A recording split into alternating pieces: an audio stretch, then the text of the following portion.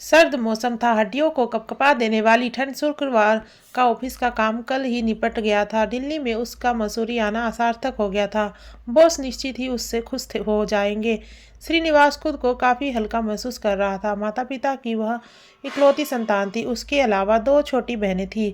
पिता नौकरी से रिटायर्ड थे। बेटा होने के नाते घर की जिम्मेदारी उसे ही निभानी थी। वह बचपन से ही महत्वाकांक्षी रहा है।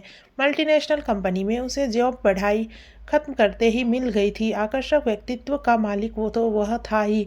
बोलने में भी उसका जवाब नहीं था। लोग जल्दी ही उससे प्रभावित हो जाते थे। लेकिन कई लड़कियों ने उससे दोस्ती करने की कोशिश की, लेकिन अभी तक वह इन सब के पचड़ों में नहीं पड़ना चाहता था।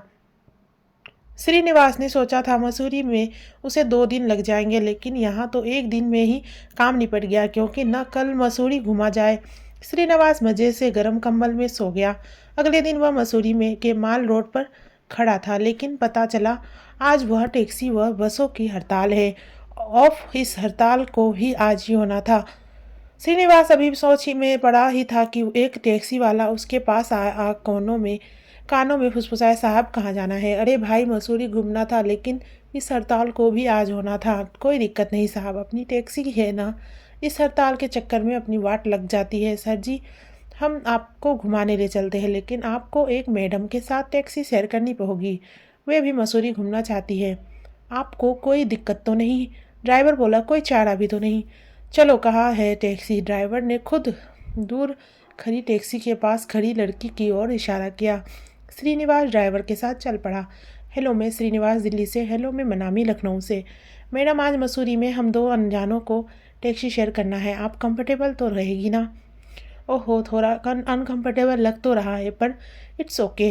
इतने छोटे से परिचय के साथ गाड़ी में बैठते ही ड्राइवर ने बताया, सर, मसूरी में लगभग 30 किलोमीटर दूरी टिहरी जाने वाली रोड पर शांत और खूबसूरत जगह धनलोटी है।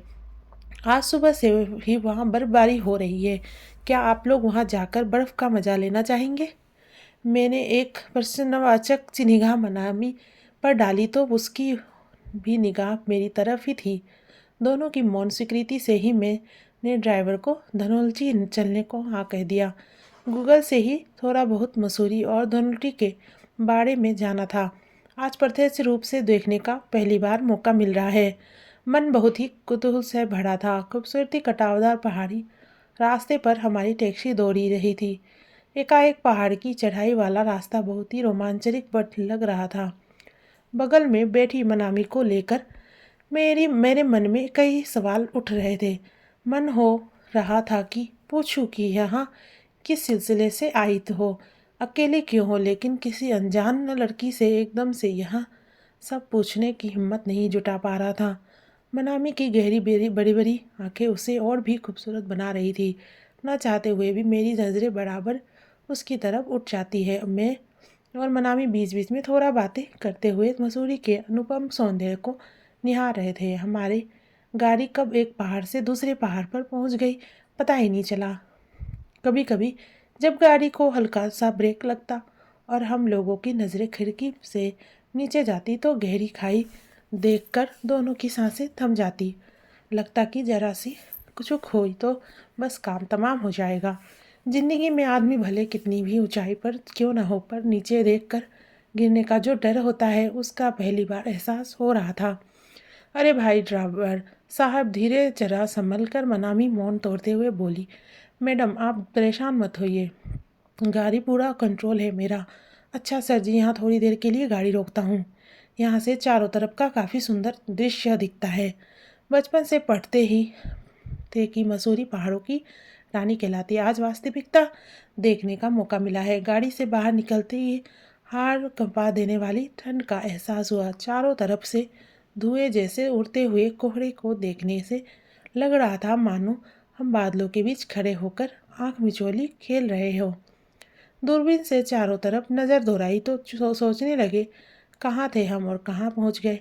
अभी तक शांतसीन रहने वाली मनामी धीरे से बोल उठी, इस ठंड में यदि एक कप चाय मिल जाती तो अच्छा रहता। चलिए, पास में ही एक चाय का स्टॉल दिख रहा है, वहीं चाय पी जाए।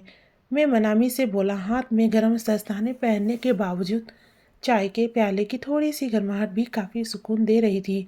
मसूरी के अप्रतिम सौंदर्य को अपने अपने कैमरों में कैद करते हुए जैसे ही हमारी गाड़ी धनलौटी के नज़दीक पहुंचने लगी, वैसे ही हमारे बर्फबारी देखने को आकुलता बढ़ने लगी।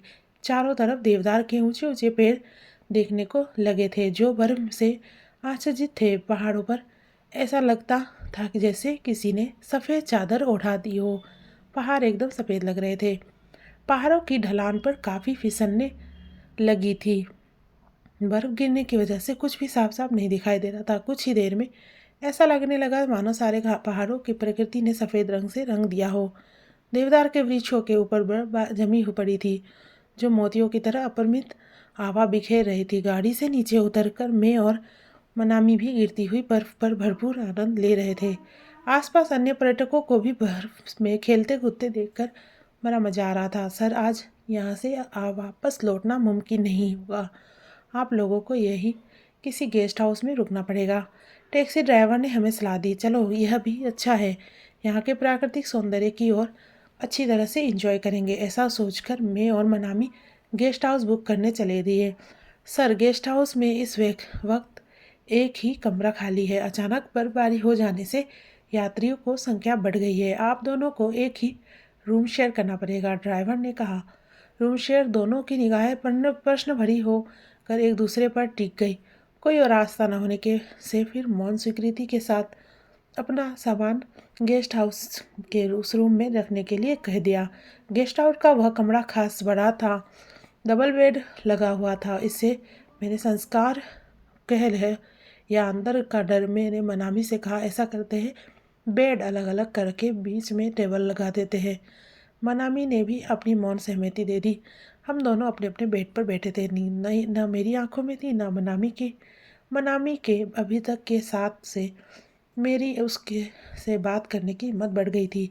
अब रहा नहीं जा रहा था। बोल पड़ा, तुम यहाँ मसूरी क्या करने आई हो? मनामी भी शायद अब तक मुझसे सहज हो चुकी थी। बोली, मैं दिल्ली रहती हूँ। अच्छा, दिल्ली में कहाँ? सरोजनी नगर। अरे वाह, ये तो कोइंसिडेंस है। मैं आईएनए के में रहता हूँ। मैंने हाल ही में पढ़ाई कंप्लीट की है। 2 और छोटी बहनें हैं। पापा रहे नहीं। मम्मी के कंधों पर एक ही हम बहनों का भार है। सोचती थी जैसे ही पढ़ाई पूरी हो गई जाएगी मम्मी का भार कम करने की कोशिश करूँगी, लेकिन लगता है अभी वक्त नहीं आया। दिल्ली में जॉब के लिए इंटरव्यू दिया था। उन्होंने सेकंड इंटरव्यू के लिए मुझे मसूरी भेजा है। वैसे तो मेरा सिलेक्शन हो गया है, लेकिन कंपनी के टर्म्स एंड कंडीशन मुझे ठीक नहीं लग रहे। समझ नहीं आ रहा क्या करूं। इसमें इतना घबराने या सोचने की क्या बात है? जॉब पसंद नहीं आ रही है तो मत करो। तुम्हारे अंदर काबिलियत है तो जॉब दूसरी जगह मिल ही जाएगी। वैसे मेरी कंपनी में अभी न्यू वैकेंसी निकली है। तुम कहो तो तुम्हारे लिए कोशिश करूँ। सच में अपना सीवी तुम्हें मेल कर दूंगी। शायद वक्त ने हमें मिलाया इसलिए हो कि मैं तुम्हारे काम आ सकूं। श्रीनिवास के मुंह से अचानक निकल गया। मनामी ने एक नज़र श्रीकांत की तरफ फेरी, फिर मुस्कुराकर निगाहें झुका ली। श्रीनिवास का मन हुआ कि ठंड के कपकपाते हुए मनामी के हाथों को अपने हाथों से में लेकर, लेकिन मनामी कुछ गलत ना समझ ले, यह सोच रुक गया। फिर कुछ सोचता हुआ कमरे में बाहर चला गया। सर्द भरी रात, बाहर गेस्ट हाउस की छत पर गिरते बर्फ के टपकते पानी की आवाज़ अभी भी आ रही थी। मनामी ठंड से सिहर रही थी कि तभी कॉफ़ी का मग बढ़ाते हुए श्रीनिवास ने कहा, ये लीजिए थोड़ी गर्म व कड़क कॉफ़ी। तभी दोनों के हाथों का पहला हल्का सा स्पर्श हुआ तो पूरा शरीर सिहर उठा। एक बार फिर दोनों की नज़रें टकरा गई। फिर सफ़र के बाद अभी पहली बार पूरी तरह से मनामी की तरफ देखा तो देखता ही रह गया। कप में ने मनामी के होठों पर चुम्बन रख दिया। पता ही नहीं चला। फिर मौन स्वीकृति से थोड़ी देर में ही दोनों एक दूसरे को आगोश में समा गए। सांसों के गर्माहट से बाहर की ठंड से राहत महसूस होने लगी। इस बीच में और मनामी एक दूसरे को पूरी तरह कब समर्पित हो गए पता ही नहीं चला। शरीर की कंपकहाट अब कम हो चुके थे। दोनों शरीर थक चुके थे पर गर्माहट बरकरार थी। रात कब गुजर गई पता ही नहीं चला। सुबह सुबह जब बाहर पेड़ों पत्तों पर जमी बर्फ छन छन गिरने लगी तो ऐसा लगा मानो पूरे जंगल में किसी ने तराना छेड़ दिया हो। इसी तराने को हल्की आवाज़ में दोनों जागे तो मन में एक अतिरिक्त आनंद और शरीर में नई ऊर्जा आ चुकी थी। मन में न कोई अपराध न कुछ जानने की चाह, बस एक मौन के साथ फिर मैं और मनामी साथ साथ चल दिए।